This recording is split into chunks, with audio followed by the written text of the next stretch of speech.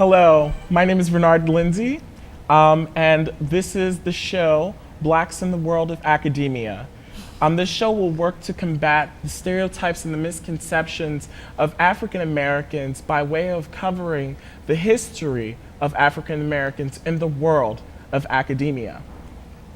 I have with me today the beautiful, young, esteemed Natalie Carroll King, president of the Black Student Union here, and we're going to talk to her a little bit about a few issues, some of them relevant to institutional racism, in addition to some issues that have been current in the homosexual world. Let's tell us a little bit about yourself, Natalie. Thank you so All right, far. Thank you for coming on the show today. Thank you very much for having me, Bernard. Yes. Like Bernard stated, I am the president for the Black Student Union. I am a junior, dual business major. And to begin off, to just give you quick history, the Black Student Union was founded on Widener University's campus September 1969. We were founded on those foundations of building community as one. That was one of our main objectives, as well as just uplifting the minorities, African Americans primarily, and secondarily everyone else who came in under that minority umbrella. Yeah. In 1969, as we all know, if we go back in our history books, a lot of African Americans weren't enrolled into institutions, and we weren't given a lot of financial aid, Right. you know, so many other things we had to fight for. So we basically, Brent Staples, one of our founders, and his cousin Muhammad Ahmed, I believe, had founded Black Student Union on Widener's campus. And ever since then, we've been here for 40 years. Predominantly white institution. Exactly. We've been here for 40 years, and we're still going strong, and we're very proud to say that we're making for another 41. And after my term, I will look forward to see another 100 years of Black Student Union. But we have a lot of exciting academic programs happening around campus. Cool. And we'll discuss a little briefly about what's going to happen in spring. But of course, we welcome all. It's not only, don't be timid. Please do not be timid by the Black Student Union. Right. We are open to everyone, and we appreciate everyone's involvement and membership within our organization. And when you do say everyone, we do acknowledge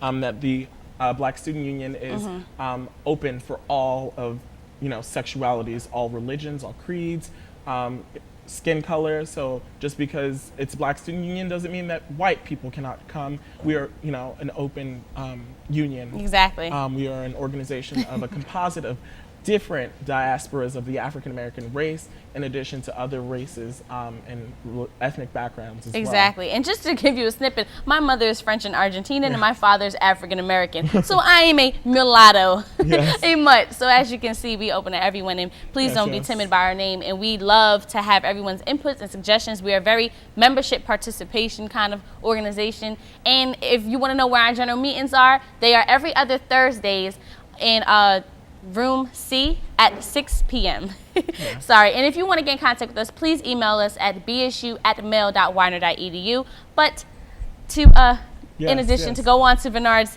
fantastic show. Thank you. Let's move on forward. I just wanted to, discuss with you some of the, as I see here, you are essentially the very epitome of the Black Student Union in that you are a mutt, and you just seem to uphold and uplift a lot of the ideologies instilled by the organization as a young African American woman. So I just wanted to talk to you about some of the programs that you plan on implementing to combat, some of those misconceptions that this show will also be working to fight in terms of African Americans in the world of academia. Academia, of course. And so I know that we were discussing some of the issues, and we were talking about you conducting some symposiums in the fall, or in the spring rather. So tell me a little bit about that. Like, what do you plan on doing? How do you plan on targeting that? Well, Widener has just opened up the word symposium everywhere. Well, we recently just had on this past Saturday, our communications and business career symposium, I guess you want to title that, with NAACP, BMU, and the CAPS office. And that was quite a success. Very, very good programming. And towards, like Bernard has stated, in the spring semester, we will be looking to do more symposiums that are involved, like around academia, institutional racism, other things of that sort, just several other options or categories, I guess we would touch on. Different kinds of genres. Exactly, genres. So, and institutional racism and things like that seem to be one of the composites. Exactly. And we really do want to kind of get onto the ball game with the current issues that's happening is the LGBTQS community. Yeah. You know, they're getting hit with this young man, Taylor from Rutgers University, who in fact killed himself because he felt as if him being open in the public eye was not right. And the fact that that's happening is unacceptable. It's unfortunate. It shouldn't be going on. So we'll be conducting a symposium or programs of that to support the LGBTQS community because it's unfair. At the end of the day, we're all students, we're all humans, faculty, administrators, whoever. We're humans at the end of the day. We're not gonna, you know, there's a green squirrel running around campus, literally. So are you gonna hate on the green squirrel running around campus because he's different from the tan squirrel? No. We're gonna treat them all as if they're same squirrels because they're all squirrels at the end of the day. It's interesting that you mentioned the color of the squirrel because it's so very parallel. The racism ideology is so very parallel to the treatment of homosexuals. Exactly. You know, so it's not, you know, the hate crimes that are being conducted against homosexuals are not very different from the hate crimes that were committed against African Americans in our history and in our current time as well. So just to acknowledge that, I think that was a really good point. So I thank you for coming on. We were keeping this brief. This is the first show. Let's touch on more about how do you feel, because later on today there's what happening. Yes. Later on today there is happening in Kirkbride, I believe. Yes. So before we exit, you know, we in the show, it's really important that we discuss with you guys about a few things that are going on in campus that are that will definitely, by some means, affect change in the gay community. And so that is, and actually I should say the LGBTQS community, because it is a community that comprises of all sexualities, of all people, you know, of all creeds and ethnicities, and so there's no, you know, limit. But unfortunately, these hate crimes are being targeted. You know, these homosexuals are being targeted with these hate crimes, and so later today, Kirkbride, I believe, room 247, there will be a 235. There will be a candlelight. It'll be a vigil, and it's important that everybody comes out to support.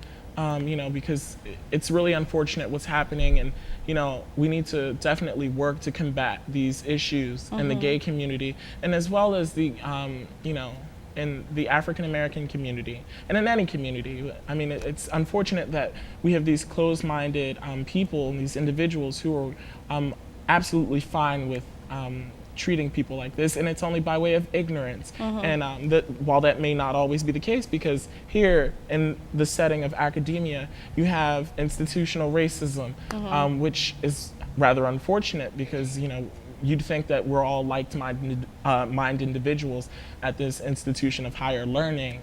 So, you know, but however, it is what it is, and we just have to work hard to fight these issues, and we have to do it by way of these candle lighting vigils, and that will only help to bolster a presence of you know, homosexuality being okay on this campus. Exactly. So and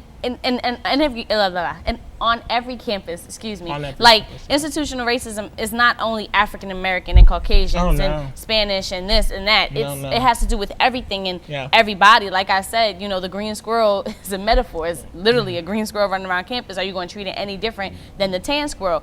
Are you going to treat someone who is a gay or lesbian different from someone who's bisexual, different from someone who's straight? It goes around. It goes further. It goes further. You have people every campus who suffer from, you know, some psychological disorder, and they're revered as, you know, Jesus. I cannot be anywhere near this person because his psychological disorder might be infectious, or you know, his, you know, psychological disorder may warrant him to, you know, do something that isn't, you know, socially justifiable. Exactly. So we have to end the show, unfortunately. Wait. But Yeah. Sorry, we're having a mix-up. But Yes. 7:30. 7:30. 7:30 is the gay vigil. Is the lighting. Is the and lighting just for support. Definitely. And it's in, as I said, it's in Kirkbride Hall, room 247.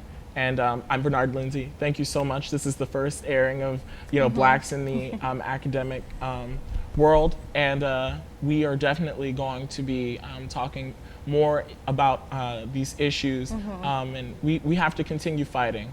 And also, the next show we'll have, with hopes, I hope to have Tyrone Studevant, who is the president of the NAACP on this campus. And so we'll talk to him about some of his symposiums and some of the methods in which he is going to utilize to combat some of these very prominent issues in our current day. So please thank you so much. Tuned. Yes, do stay tuned. And Bernard, thanks for having me so much. I appreciate this opportunity, and I love it. And we'll see you soon. Exactly. African Americans in academia. Yes. Thank you. Au revoir. Au revoir.